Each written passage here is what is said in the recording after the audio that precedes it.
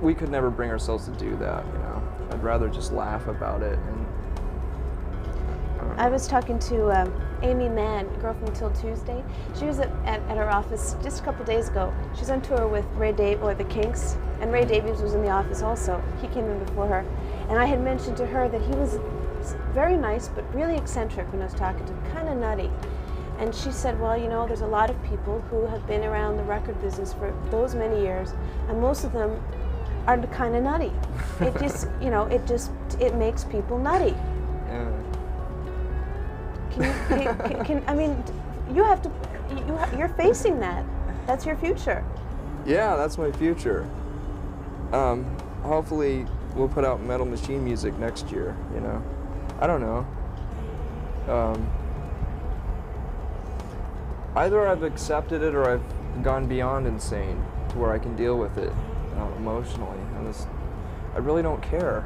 I know that I'm too stubborn to allow myself to ever compromise our music or, you know, get so wrapped up in it and involved to where it's going to, you know, turn us into big rock stars. I mean, I just don't feel like that. Everyone else accuses us of it, but, you know, we're not as popular as everyone thinks, and we're not as rich as everyone thinks, you know? It's just, we've always had a good sense of humor. I don't think that's been translated very well, you know, but we'd rather laugh about it. Ha ha ha. You know what really surprised me though is you're pretty bright, and your lyrics are, and just your whole stage persona is pretty angry, angst-ridden, frustrated. I mean, you see the world for what it is. Did you ever have second thoughts about bringing a child into the world the way it is? Oh yeah, absolutely. Yeah. I really can't describe what changed our attitude so fast. I think, you know, I really was a lot more negative and angry and everything else a few years ago, but that had a lot to do with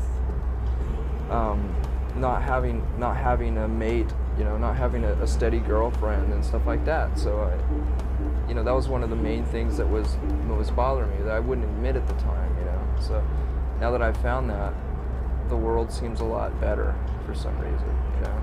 It really does change your attitude about things, you know. I mean, 4 years ago I would have said, you know, the classic thing like, you know, how dare someone bring a child into this life, you know. It's completely a terrible way to go, and, you know, the world's going to explode any day and stuff like that. But once you fall in love, it's a bit different.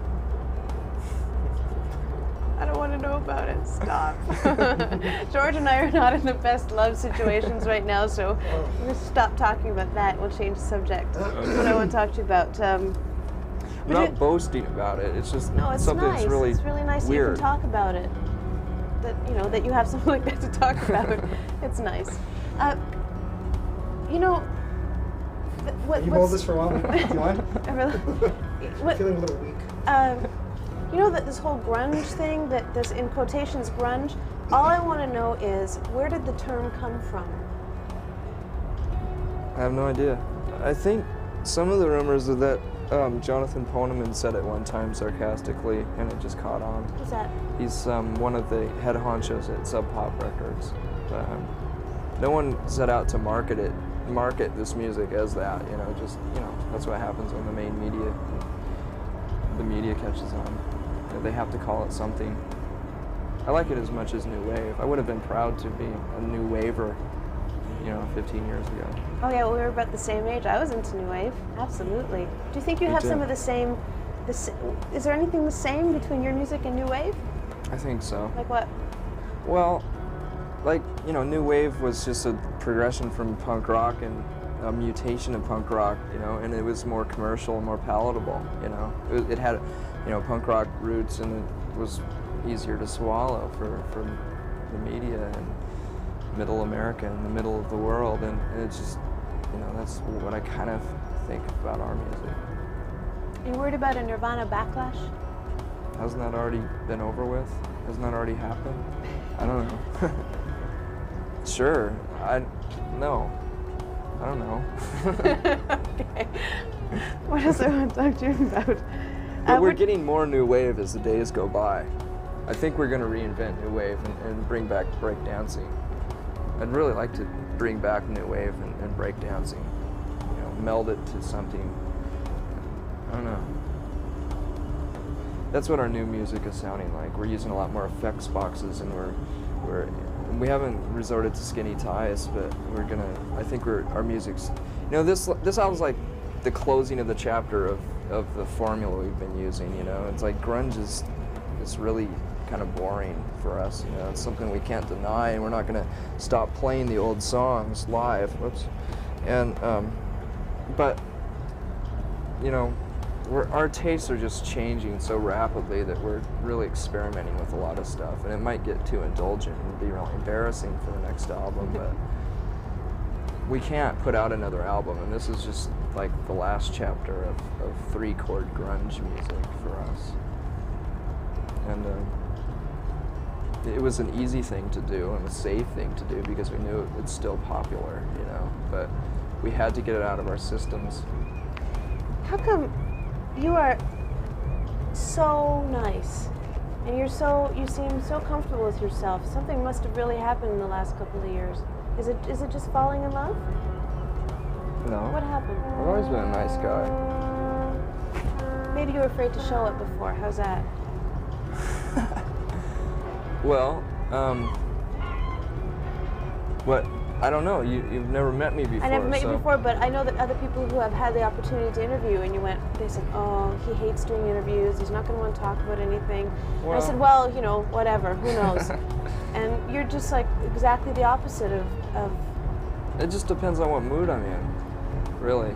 Yeah, I'm kind of a moody person, and a lot of times when someone has had the chance to talk to me, I've probably been on tour, or I've probably gone through an exhausted time where I've talked about myself for hours and hours, and this week I haven't had to talk about myself very much, so Lucky probably me. more cooperative. I think one of the interesting things about Nirvana that you don't really talk about that much is that you're very concerned about sexism.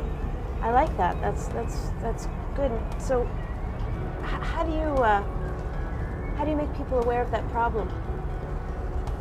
By writing songs as blunt as Rape Me. Having to resort to doing something like that is almost embarrassing because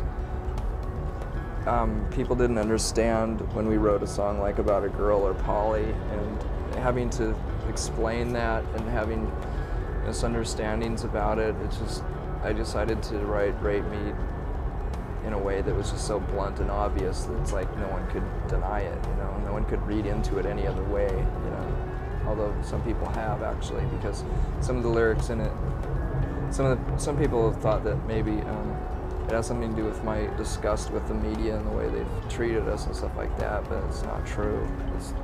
That's not what the song's about at all. It's just my way of, in a sarcastic way almost, of like just saying how obvious do we have to be, you know. And I guess we don't talk about those kind of things that, you know, that are really important to us because I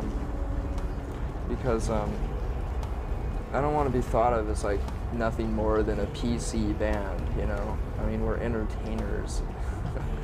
You know, that's what music is, and so it's really hard to, you know, step over the lines. You know, just that you have so much power because that camera's on you, and right? You can use it. Yeah. Well, we try to use our power. I mean, we really have been effective in certain ways, like being associated with this organization called FAIR, and I can't remember it right now because I have a mental block of exactly what it stands for, but it's something like shit, I can't remember.